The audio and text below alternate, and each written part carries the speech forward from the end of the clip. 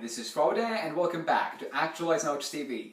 Today we have another great book, Discourses by Epictetus. Discourses and some selected writings.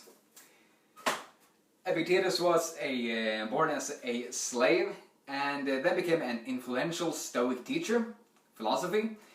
And this is really one of my favorite books, especially on Stoicism. It was just hilarious and really practical. And we didn't really get Epictetus' personality shining through in his book Enchiridion that we covered lately. But in this book, it really does shine through. And the guy is hilarious. And if you're into taking control of your life, a key teaching of Epictetus, and experiencing more happiness and less despair, I think you'll really love the book. It's one of my favorites. So now let's have fun looking at 5 of my favorites, 5 big ideas. First one is challenges. Epictetus asks that, asks his students, what do you think would have become of Hercules if he hadn't faced his challenges? If he hadn't had to face that lion, hydra, stag or boar, or all those criminals? Well, he probably would have rolled over in bed and gone off to sleep. Because without his challenges, there wouldn't have been any need for his massive arms and his noble soul. So then he would just have been going to sleep. And I was reminded of an idea in Marcus Aurelius' book, On Purpose or Work. And he says something along the lines of, when you're reluctant to get up in the morning, have this thought ready to mind, that you're waking up to do a man's work, or a human's work. And would it be better to wrap yourself in blankets and go to sleep and keep warm, instead of going out and do what you were born for, the nature and for what you were brought into the world? But now I ask you, it's better to roll off and go off to sleep and keep yourself warm in blankets, instead of face the challenges that will make you stronger. This reminds me of a mantra that I got from Brian Johnson at Optimize.me. OMMS. Obstacles make me stronger. And you can make that obstacles literally make me stronger, because science says that it does. When you face challenges, you become stronger in that exact area where you're facing challenges. Just like when you're training your biceps. The harder it is, the stronger you get. So, when you face challenges, think of what Hercules would have been without them. And then go on to strongly face them. Then, next big idea, problems. Again, he uses some hilarious examples in his book. And this basic idea is that we magnify problems in our imagination. We make them harder than they really are when we just begin.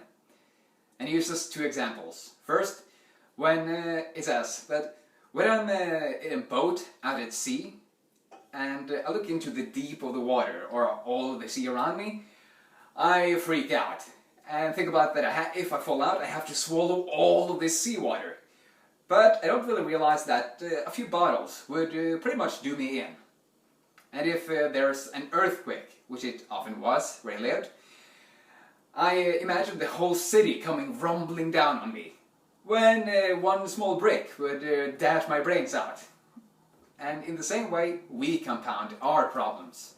When I begin doing my work in the morning, I imagine that people will ridicule me and I'll be chained off in prison for it.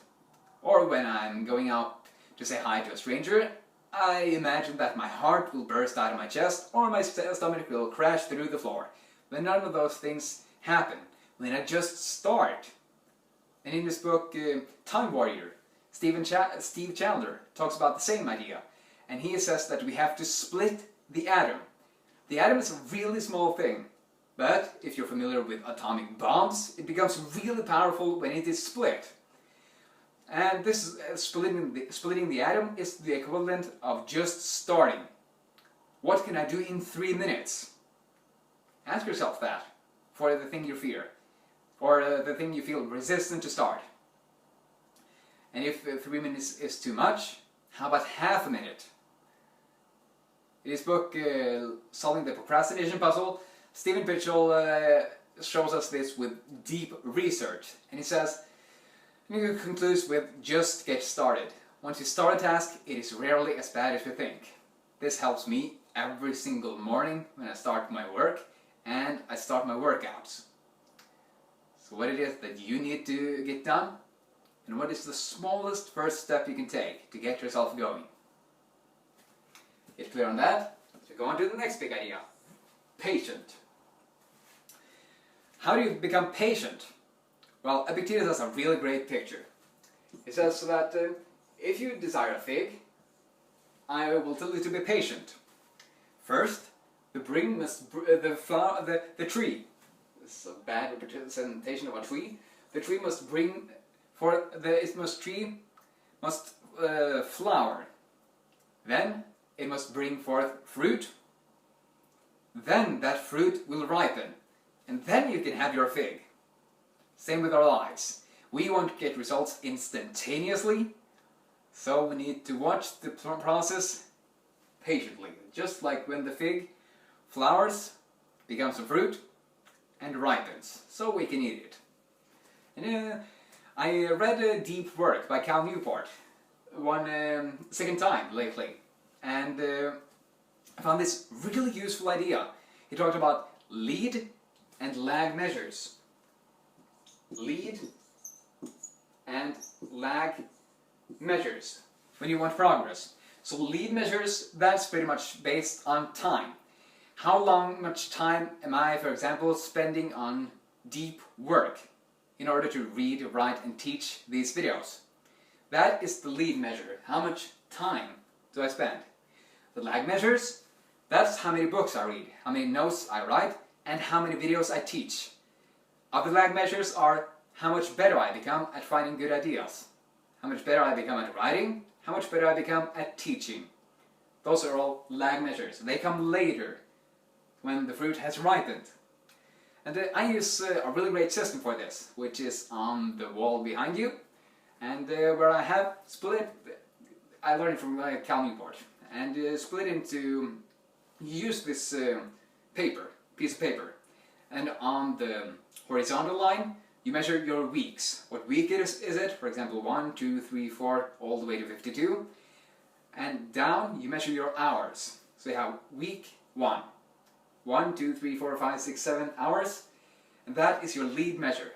How much time do I spend working? How much time do I spend working out? How much time do I spend socializing with other people? Or whatever measure you need. Then I circle. I cross out for the hours. Then I circle with our red, or I just circle it. The route, the block. When I finish one of these videos. Because that's one of the milestones, which is my lag measures. Lead measures, hours, lag measures, products. And of course you will get better in the process if you just focus on your lead measures. That's how you become patient. Care about trying it out? I find it really useful, and it gets motivating because you don't want to break the chain and you want to do more hours each week. It's cool. Our fourth big idea is practice. So the Stoics were really practical people, and Epictetus especially. He chides his students and says, well, if you didn't learn these things to apply them, what did you learn them for? I say the same to you. If you watch these videos without thinking about applying the ideas I teach, why are you watching? So you can talk about them? Well, how can you become any better? And he's really intense about it. So it reminds me of an idea by Confucius. It is analects, a student asks him, should one immediately put into practice what one has heard? Confucius simply answers, yes, one should. And I also have a tip for you, and that's which I always put in the end of these videos, and that's to pick up, not to try to apply all of these ideas, but apply the ones that really most resonate with you. Does it resonate with you to become stronger by your challenges? Don't imagine your problems to be bigger than they are.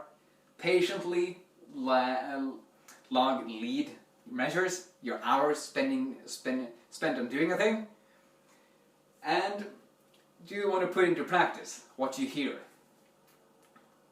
Also, Epictetus seems really frustrated and says that I am tired of invoking examples from the past of people who exhibited noble behavior. Can't someone, or you, please apply these ideas so I can use you as examples, someone from my own time? He was tired of always talking about Socrates and Plato and all those other known philosophers. He wanted some of his students to be noble examples, which he could talk about. And I say the same to you. In 1, 5, 10, 25, 50 years, what noble example can I make of you to inspire my students? Get clear on that. First step is to figure out which idea you're going to embody. And our last big idea, people. I guess you're familiar with the idea from Jim Rohn that you are the average of the 5 people you spend the most time with. Well, this was also known in the past. Epictetus says that if you spend your time with impure people, you can't avoid getting a little bit grimy yourself. So we would get a little bit clear on who am I spending time with, and what effect are they having on me. Here, you're completely clean. But here is someone who's pretty grimy. Their grime gets all over you if you spend time with them, if you don't purify them. But that's a bit harder. So is the effect your friends are having you okay on you okay? If so, then you can continue spending time with them. If not, if they're negative and are only bringing you down, then think about whether you should spend less time with those people and spend more time with inspiring and positive friends. Figure out if your friends are grimy and you're getting on grime all over yourself. Practice what really resonates with you, of these ideas. Be patient. Patiently wait for the tree to bring forth a flower, the fruit. Then it ripens and you can have your fig. Lead measures. And problems, don't compound them in your mind. Just get started. Split the atom. Boom. And challenges. Just like Hercules wouldn't have any need for his strength or his noble soul if he hadn't had challenges, we won't do much noble things if we don't have challenges. That was a terrific look at Discourses by Epictetus. I highly, sincerely recommend that you read it, no matter who you are. Anyone can benefit from these ideas. So, let's get practical.